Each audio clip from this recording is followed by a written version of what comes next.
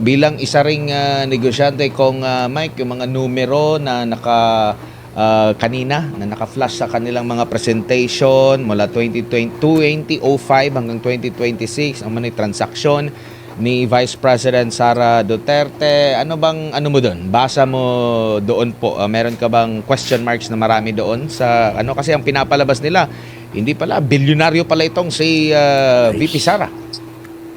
Actually, Admar, walang kwenta. Yung hearing kanina, walang kakwenta-kwenta. Pinanood ko, halos makatulog na nga ako doon sa hearing. Kala ko naman may magaganap o may sasabihin na sasabihin mong sensitibo o delikado. Wala eh. Kasi ang una dyan, alam mo, tama yung binanggit ni Congressman Marcoleta at sinundan to ni Congressman Pidge Garbin. Di ba ang sabi nila, teka lang, kala ko ba meron na tayong form and substance? Bakit ngayon, parang nagtatanong tayo at parang fishing expedition?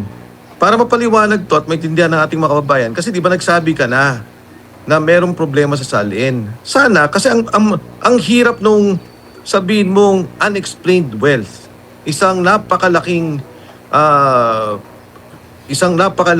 usapin na hindi mo maipaliwanag ang iyong yaman. Sana, sa umpisa pa lang sinabi nila, meron kang bahay, o meron kang kotse, o meron kang ganitong bank account na hindi mo dineklara. Yes. Ang kaso wala eh. Ang ginawa nila, nagpresenta sila. O anong unang mali? Ang unang mali, ang violation ni VP Inday Sara ay nung siya ay Vice President. So ang ibig sabihin, from 2022 hanggang sa ngayon, dapat ipinakita nila na meron siyang mga ginawang mali, illegal, o mga pondo na hindi maipaliwanag. Ginawa ninyo 2005. Pagkatapos, ang pangalawang nakita kong mali doon, transactions. Yung pasok at labas ng pera. Aba, umabot nga ng 6 na bilyon. Pero ano yung ginawa ni Congressman Lasal kanina, si Bert? Kasama yan ni B.H. Herrera sa bagong henerasyon party list, no? Ang tanong niya, sabi niya, si Bong Suntay pa lang nagtanong nito. Sabi niya, teka lang, magmula nung 2022, kung kailan siya naging Vice President, ilan yung pumasok at lumabas na pera? Sinabi, sinuma total, 2022, 40 million, 2023, 13 million, 2024, about 3.7 million, tapos 1 million 2025. Pag sinuma total mo yon, more or less 60 million pesos ang lumabas at pumasok. Ang ibig sabihin na lumabas at pumasok, kung ikaw kunyari, swelduhang tao ka, kumikita ka ng 30,000 a month, ang gastos mo naman ay umaabot ng 25,000, biruin mo ang nire-report ng ANLA, 30 plus 25, 55,000 pesos. Ang naiwan mo lang naman sa bangkong totoo, 5,000 pesos.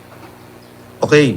So, ang 60 million, hindi yun ang naiwan sa bank account ni VP Inday. In fact, hindi naman niya sinabi, hindi niya mapaliwanag. Sabi niya, ilan ba yung naiwan? Sabi niya, hindi ko alam. Basta ito po yung pumasok at lumabas. Yung kanina pinapaliwanag ni Kong BH, napakinggan ko siya. Kasi alam mo, sa AMLA, pag 500,000 and above, nire-report ka agad. Normal yun. Kahit sino sa atin, 500,000 and above, reported ka agad yan sa AMLA. Yung sinasabi nila na suspicious transaction, unang-una, ang mga politiko, o kahit ako, hindi na ako sa gobyerno, parati kami may reporting. Kasi formerly with government, so merong mga reporting ang mahigpit. Ang aming sinasabi nating standard o yung batayan para dito sa AMLA. So hindi ibig sabihin may pumasok na pera, illegal ka agad. Diba? Katulad, narinig ko yung binanggit ni Kong BH, paano kung may nag-ibenta o binigyan ka ng pera ng tatay mo o kung sino man, o may nabentang lupa, naghahati-hati kayo, o may isa kang negosyo na meron kang dividendo. So, yun yung mga nangyari kanina. Pero ang mabigat dito, again, babalikan ko, 60 million pesos lang ang in and out na from 2022 hanggang sa ngayon na kung saan siya ay Vice President. Yung maletan, di ba, sinabi ng mga Marines, isang maleta nga na malaking-malaki, yung extra large nila, 70 million pesos. Isang maleta lang yun. Ito, yes, buong pag-upo niya, magmula 2022, ang parang pinapalabas nila na may kamalian. So, wala akong nakitang hindi ko nakitaan ng kung ano man yun na sinasabi 6 na bilyon, in-out nga ang sinabi. Hindi naman sinabing nasa bank account na yun eh. At hindi lang in, may out pa. Kung ano yung in at ano yung out, binilang mo. At yun ang tinutal mo na sinabi mo, ito ang pera na pumasok at lumabas sa kanyang account. Ang mabigat pa dyan, yung AMLA talaga, wala siyang karapatan na magbigay ng mga ganun o pag-usapan ng Justice Committee. Dahil yan malinaw, korte ang pwedeng magbukas ng mga bank accounts. Sinasabi lang, no, we're already in the process of impeachment. Ang hirap naman ng ganun. So lahat pala lang pwede mong filean immediately, even during hearing or presentation na tinitingnan mo yung substance, papatawag mo na yung AMLA, papakuha mo na yung bank account. Yan yung kaso sa Supreme Court sa ngayon na pinag-uusapan. Pero dapat naging responsable ang komite tungkol dito at maging lalo tigit ang AMLA na talagang alam naman niya may jurisprudence na dyan. May mga desisyon na ang Korte Suprema tungkol dito. Hindi dapat nila pinayagan yung ganyang pagsira, lalo tigit ng isang tao na hinalal ng bayan, Vice President natin, may boto yan. Ang standard ng impeachment, hindi lang basta-basta, napakataas niyan. Diba? Napakabigat nung ginawa ng Kongreso doon sa proseso, sa due process. Pero kung may laman ba, nakakagimbal ba, o ito ba'y makaka-impluensya? Ako, sa akin, sa palagay ko, hindi. Ay halos, hindi ko nga mapanood na. Naintindihan ko pa yung pinag-uusapan nila, pero talagang parang nakita ko witch hunt. Hindi lang fishing expedition, kundi witch hunt ang nangyari sa Committee on Justice hearing. At maaari kong na itong kanilang ginawa kasi nabanggit mo nga may paglabag, ito rin yung naging pananaw ni Attorney Harry Roque. Basahin ko lang yung recent post niya. Sabi nga niya dito, it is therefore my view, the Bill of Rights guarantees the right of individuals to privacy and security in relation to their bank accounts under the Secrecy of Bank Deposits Law and Anti-Money Laundering Act or AMLA. Judicial authorization is required before bank inquiries or examinations may validly be undertaken by the Anti-Money Laundering Council. It is therefore my view that the reported disclosure and public dissemination of alleged bank records involving Vice President Sara Duterte, Attorney Manasseh Carpio, if indeed obtained and released without proper legal process, would raise serious constitutional and statutory issues. Such information is proven to have been unlawfully acquired, may be considered inadmissible under the exclusionary rule or the fruit of the poisonous tree doctrine. Kong Mike. Tama. At kung himayin mo yung binanggit ni Attorney Harry Roque, una sabi niya yung sa konstitusyon, yung due process. At syempre, yung karapatan ng tao, yung kanyang karapatan sa privacy niya, sa secrecy niya, particular itong bank account. At yung sinasabi naman niyang batas, dalawa. Yung una, yung Bank Secrecy Act, na kailangan talaga maprotektahan ka, no? Maging pribado yung mga ganitong bagay. Dahil ito yung karapatan mo. Kahit ikaw ay opisyal ng gobyerno at lalo tigit, syempre sa mga pribado. Binabantayan natin yan. Pangalawa, yung sinasabi niya, yung AMLA. Yun yung sinasabi na hindi basta-basta yan. Meron nga tayong AMLA, pinoprotektahan natin yung mga pondo, pero hindi naman to pwedeng gamitin na isang instrumento o i-weaponize ang ganitong proseso katulad ng impeachment hearing para sirain ang isang tao, yung kanyang karapatan bilang isang mamamayang Pilipino, karapatan niya na magkaroon siya ng pribadong pamumuhay o yung mga pribadong dapat niyang protektahan katulad ng kanyang asset, yung kanyang bangko. Ito'y talagang dapat tinitingnan to ng Committee on Justice. Pero kung mapapansin mo, hindi ang pananaw nila hindi. Ito ay karapatan namin dahil impeachment na to. Magmula na nagsimula at ito'y magmula na nagsimula ang hearing na to, nag-determine na kami ng form and substance. Therefore, ito na ang proseso ng impeachment, which I don't think is the case kasi napakasensitibong bagay niyan. Again, ang isang impeachment process, hindi yan basta-basta isang proseso lang na pwedeng mag-file ka o mag-imbestiga ka katulad ng ibang kupine. Nagtatanggal ka ng isang tao na may mandato. Nagtatanggal ka ng isang tao na may boto. Nagtatanggal ka ng pinakamataas, pangalawa sa pinakamataas na posisyon sa ating republika. At dapat mismo ang Kongreso naging maingat dito.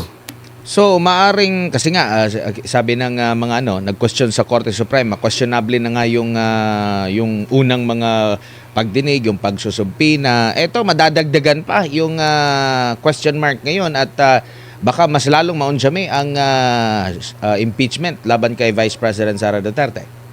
Tama yan. Kasi di ba ang sinasabi naman ng ating mga Korte Suprema, ayaw namin makialam sa inyo. Pinapabayaan namin yung proseso.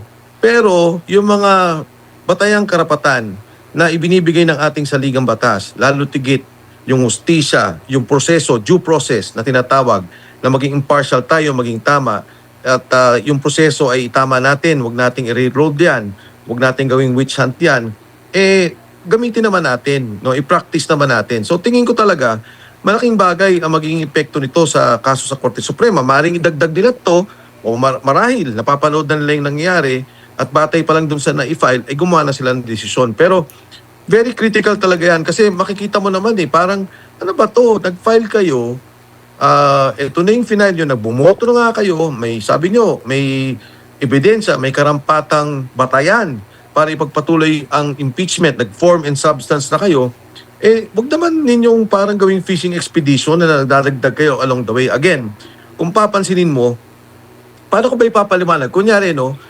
sinabi ko na may nakita o sinabi, itong bahay na to ay hindi kay Mike Defensor. Pero naitago niya sa isang korporasyon. At doon sa korporasyon na yun, nandun yung kanyang pangalan o pangalan ng kanyang pamilya. Maaari pa ako doon kasi meron namang ultimate facts na sinabi, yung bahay na yan, tinitiran niya, kanya talaga yan, pero hindi niya idineklara sa SALN. Pero ito walang kakoneksyon Parang unexplained wealth. Tapos, lahat na lang nang pwedeng makitang unexplained wealth, tingnan natin yung bank accounts, tingnan natin yung SALN, tingnan natin yung lahat ng mga perang pumasok at lumabas. Ang nangyari nga, naghahanap pa sila. Kung sinabi nyo na palang may kaso, edi yun na yun. Ano ba yung final nilang kaso actually? Di ba? May pumasok bang pera dito na hindi tama? Hindi naman nila na-approve yun. Kahit dun sa kanina wala naman silang naging batayan kanina, yung sinasabi. Hindi, kasi si Sammy Uy ay isang drug lord. Paano kunyari sinabi ko, may pera si MJ, galing kay Admar na drug lord. Kawawa naman si Admar. Yung pala, may negosyo kayong dalawa, tapos talagang may batayan yung pagbibigay mo ng pera. O, hindi natin alam. Pero, ang sinasabi kasi, unexplained wealth.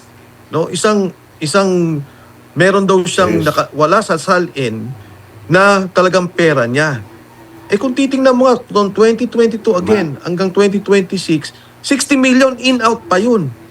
So, ito yung mga bagay na talagang makikita mo, inaabuso yung proseso ng impeachment proceedings. Opo. Tsaka ang iba pa sa mga ginawa sa kasagsagan ng impeachment laban kay VP Sara. Parang ganito rin yung ginawa nila kay dating Pangulong Rodrigo Duterte, yung may nagdeposito sa bangko, tapos may nilabas na mga sandamakmak na mga papel. Nag-resurface nga ngayon pinost nga ulit ni Attorney Paulo Panelo Jr. yung video ng tatay niya na nag-e-explain during that time kasi ganito rin yung ginawa sa tatay niya nung kandidato pa ata sa pagka-presidente kung Mike. Same ang pattern pero during that time hindi naman umusad po yun pero ngayon bakit pinapausad nila? Ang dami nang question dati pa. Dapat dati pa umusad na yan considering hindi pa nga presidente during that time si PRRD kung di ako nagkakamali. Alam mo, Admar, kung isa tong hearing na ginawa nila or isang simpleng investigasyon ng isang komite, siguro, hindi ko masabi, mali pa rin yun. Pero kasi ito isang impeachment process. Napakasensitibong proseso na ibinibigay sa ating Kongreso. Yung karapatan, particular ang House of Representatives, ang Committee on ng walang korte, walang order ang korte, batay sa mga batas na nabanggit natin. Bank Secrecy Law, yung AMLA at batay na rin sa mga desisyon ng Korte Suprema, napakadelikado niyan sa mga negosyante at sa mga korporasyon na nakikinig at nanonood dito sa ginaganap na proseso ng impeachment process. Opo,